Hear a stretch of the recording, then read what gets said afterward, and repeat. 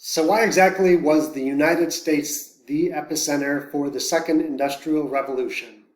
And there are a lot of reasons, but we are going to focus on the four biggest ones. First and foremost, the United States is just a massive, massive country, and it has a ton of natural resources. The United States was almost destined to become the world superpower during the manufacturing era in human history. And that's because it is just massive. This is also why the United States outperformed Germany. When you look at the size, there's just no comparison. Not only is the United States huge and has a ton of natural resources, but it's also protected by the Atlantic and the Pacific. So in terms of enemies, the United States is virtually an island. Obviously, Canada and Mexico have never been powerful enough to take over the United States. And we have these two bodies of water, so the United States is relatively protected compared to the rest of the world. In terms of geography, the United States is the fourth largest country in the world behind Russia, Canada, and China, but especially when it comes to Russia and Canada, a lot of their land is not usable. That's not true in most of the United States. The part that is unusable is about 10%. That is desert, and we still are able to make golf courses there now. So the United States is just massive, and it has all these natural resources like silver, iron, ore, copper, wood. It has all of these natural resources that are necessary for manufacturing. And so the United States, it will be able to outproduce the rest of the world just because it has the resources. So geography is insanely important. And even the parts of the country that don't have the resources, they were used for agricultural land. The United States, by its size alone, was able to double the production of agricultural goods during this period. And so the United States is outproducing the entire world in agricultural output also, which was necessary to feed the cities and where the manufacturing was taking place. So the United States agricultural sector will be absolutely boom because of this. And it is one of the most important features of the United States is just its geography. It is for a manufacturing-based world. Again, it's not going to say destined to be the world superpower, but it is in one of the best places and has the largest amount of, or the biggest size that any country could ask for. A second major factor in the United States becoming the epicenter of manufacturing and industrialization and urbanization is technology. Technological advancements during this period was enormous. And it's not just about creating new inventions, but there was a lot of that, but it's also perfecting older technologies and making them much faster and cheaper to create. The United States has a very stable patent office. Obviously there are lawsuits and stuff, but the patent office, you have to have one of these in order to become an economic superpower. And this is, you invent something, you send the patent to the US Patent Office, and you can get a patent on it, and then you can benefit from your invention. And this is so important to understand. It's why you absolutely need a stable, active government in terms of patent offices in order to be an economic superpower. So if you invent something in China, for example, then the Communist Party will just take it.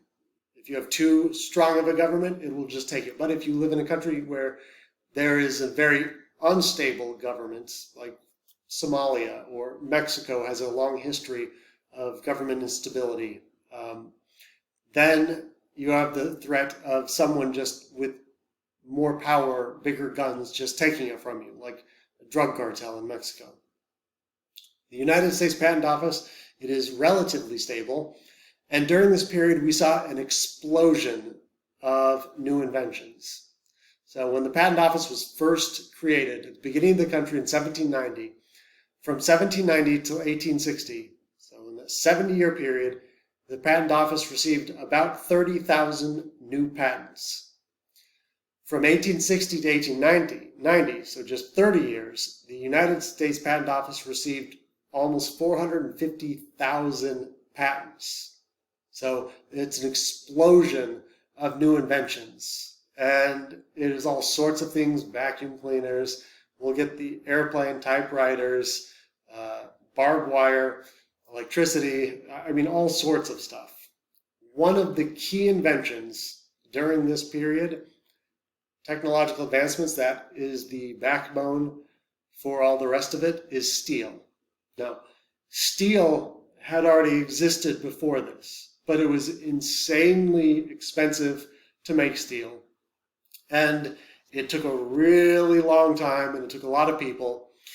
But during this period, we will get what is known as the Bessemer process, which is named after Sir Henry Bessemer. And this is when the United States, or when we will get an invention to create steel much more, for much less money, so it's much less expensive, much faster, and with less labor. And so this isn't even invented in the United States, but the United States will perfect it. And the U.S. steel industry, it explodes. And the reason this is the backbone for everything else, one of the biggest demands for steel were the railroads, because obviously they need them for the track, and also obviously in order to get the goods to the steel mills, steel factories, you needed the railroads. So steel, it is the backbone of this early part of the Second Industrial Revolution, and the United States will outperform all other nations by far. By the time you get to about the turn of the century, about 1900, the United States is producing more steel per tons than England, France, and Germany combined. So that is how far and away ahead of the rest of the world the United States is in steel production. And fun fact, you don't have to know this, but it's also one of the reasons we've never had a socialist government in history that has worked. And so during the Soviet Union in the 1950s and 1960s, the Soviet government will finally catch up and start producing just a ton of steel. But yeah, we're so far into the Second Industrial Revolution by that time that that's part of the reason their economy, Soviet Union's economy, will be collapsing by the 1970s, is because they're, force them to produce steel. So the United States, it is producing so much more steel when it was absolutely essential during the early part of the Second Industrial Revolution. And the person that is always most associated with steel in the United States is, of course, Andrew Carnegie. Carnegie, he was born to a very poor family in Scotland, and he will come to the United States, and by the age of 13, he is working 12-hour days and earning like $1.25 a week, and he will become one of the richest Americans at the time. And he isn't associated with steel because he was a technical expert on steel itself. It's because he was a good businessman. He was a good promoter. He was a very good salesman, and he was a very good organizer.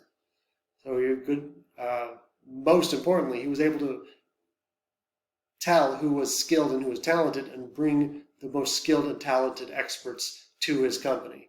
That he will create U.S. Steel, which will be the largest steel company in the United States. Another invention that is absolutely essential during this period is electricity. And electricity, obviously, is most often associated with Thomas Edison. But electricity is absolutely essential for this period because it's because of electricity we will get new forms of communication. And we will get also the ability to power these new machines we need for industrialization. And it is also the backbone of the huge growth of cities, as you need electricity for electric trolleys, subways, lighting systems, stuff like that. So electricity is also absolutely instrumental for industrialization. Now, Thomas Edison is interesting because he's always associated with inventions and being a great inventor, but he actually wasn't. It's not that he didn't invent anything, but what he really was is he was a professional inventor in that what he did is create a factory that invented things. He would hire on other people that would invent things, and then he would be able to patent them. So he owned the factory, and he would hire the people, and so whatever they created, like the phonograph, light bulbs, storage batteries, then he would be able to get the patent on because they were working for him in his factory. And so what he actually is a businessman that invested in research and development. Research and development is absolutely essential for the growth of businesses and the growth of business activity. So that is what Thomas Edison is really, truly successful at. And he will create the company that will eventually become General Electric, which to this day, I think it's the 12th largest company in the world. So he invents one of the most successful companies in human history. So that is the second major factor that led the United States to become the economic superpower is inventions. The third factor that leads the United States to be the epicenter of the second industrial revolution is capital, investment capital.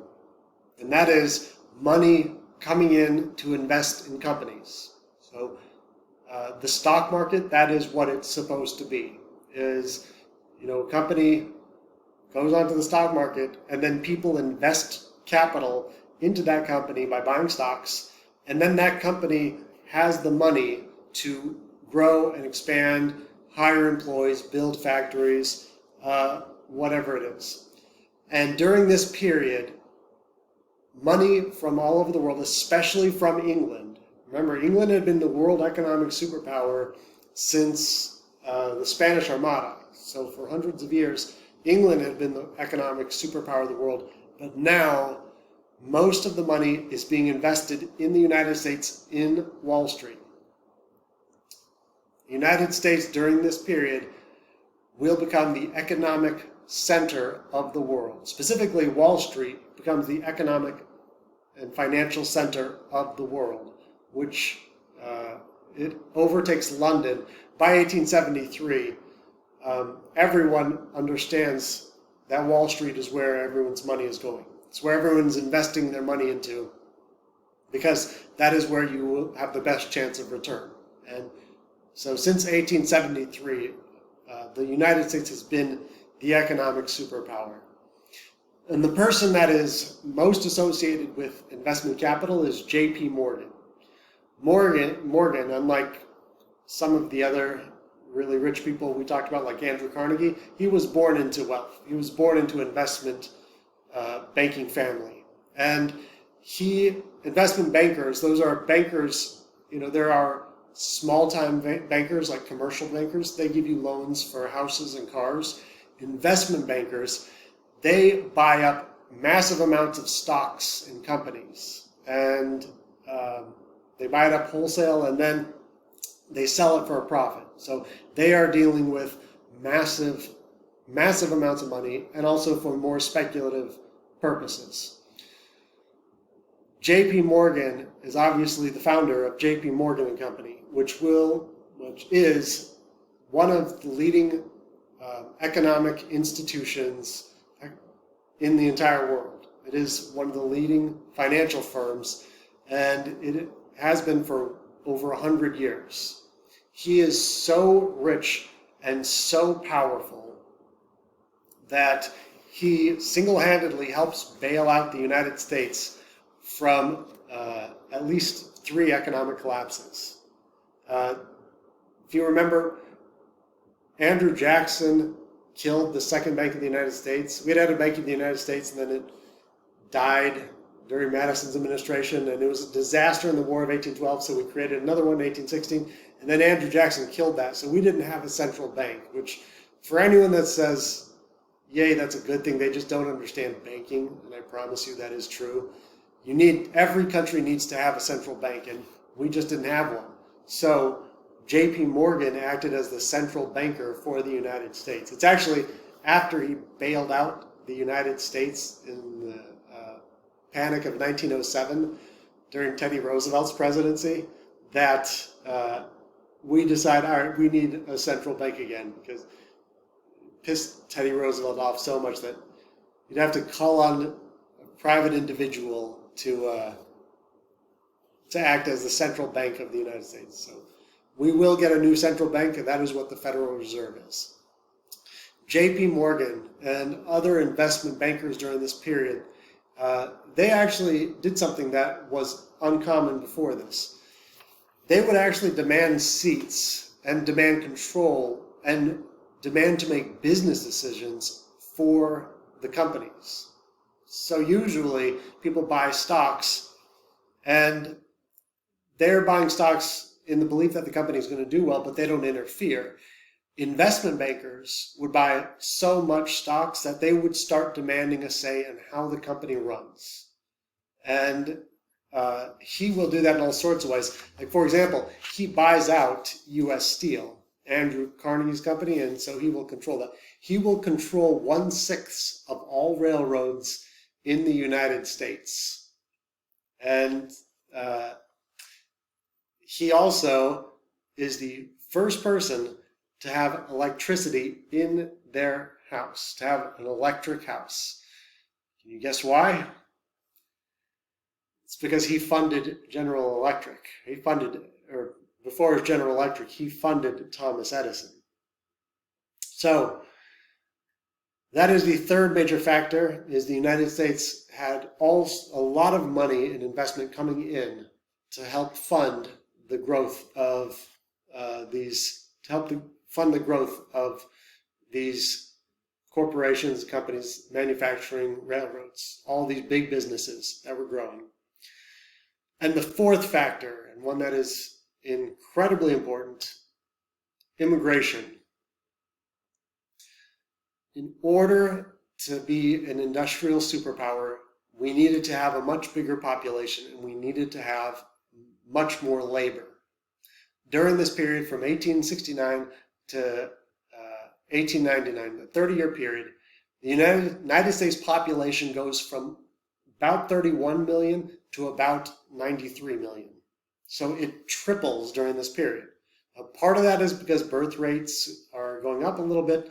Part of it, some of it's because people are living longer, but there are only 2 ways to expand a population. One is birth and the other is immigration.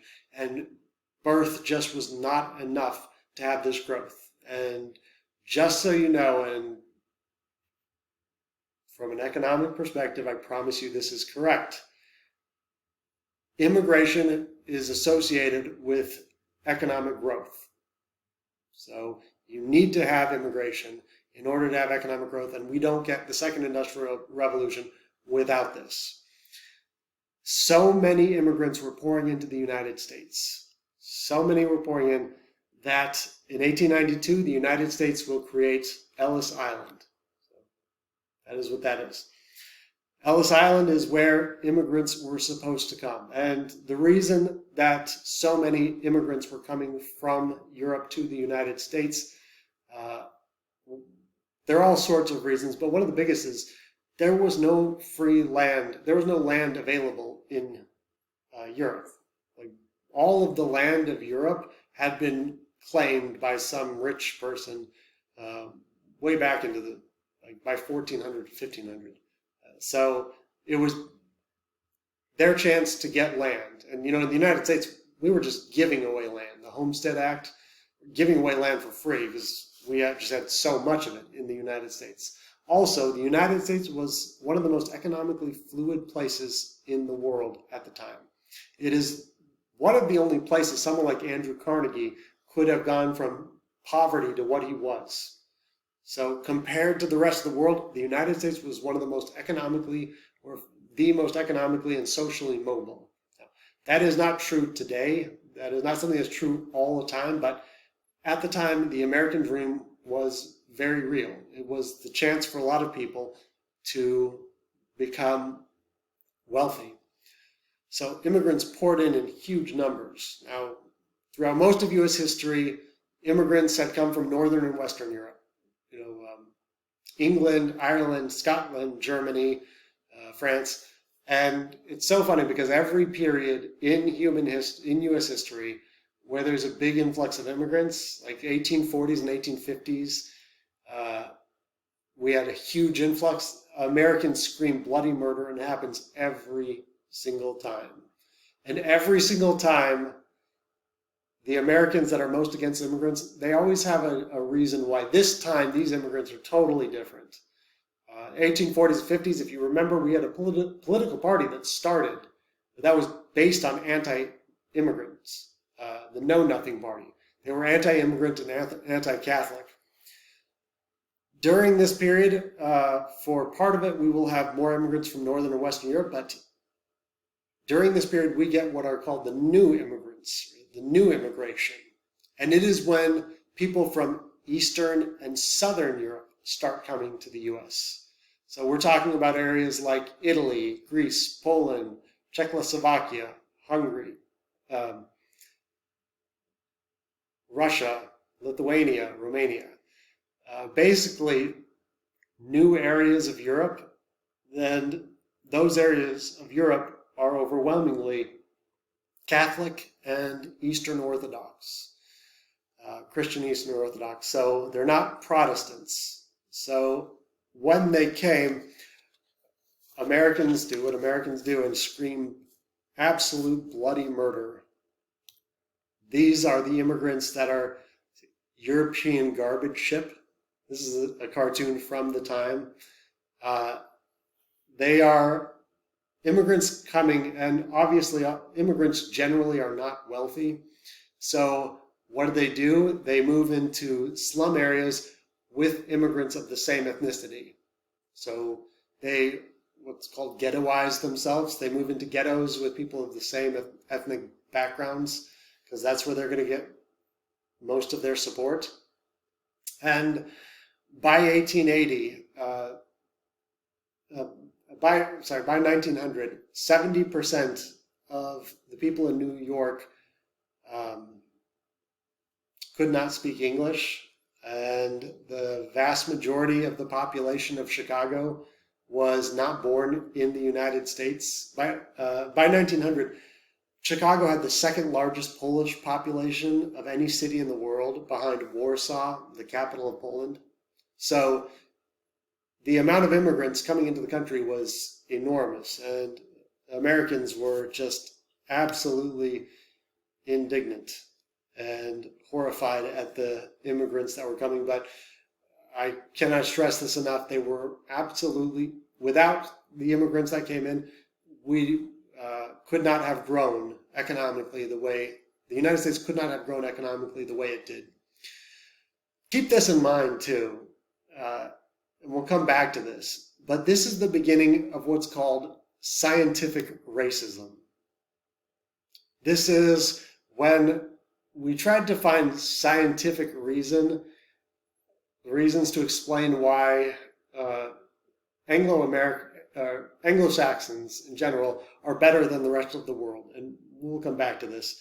But based on science, why whites were better than everyone else. This is where we get phrenology, where they take that thing and they measure your head, like, oh, look at you, you're gonna be a criminal. Oh, look at your head. You are obviously going to be a successful businessman. And what did phrenology show? That obviously Anglo-Americans are the most superior people to ever live. Uh, Irish were considered terrible, blacks terrible, Southern and Eastern Europeans are not good. So this is the beginning of scientific racism. We're trying to put some science behind why whites are the best, and we'll come back to this. But those are the four major factors that makes the United States the epicenter of the second industrial revolution. Sheer geography, size, and natural resources. That is the most important, because again, without that, it couldn't have happened. Technological innovation, investment capital, and then immigration.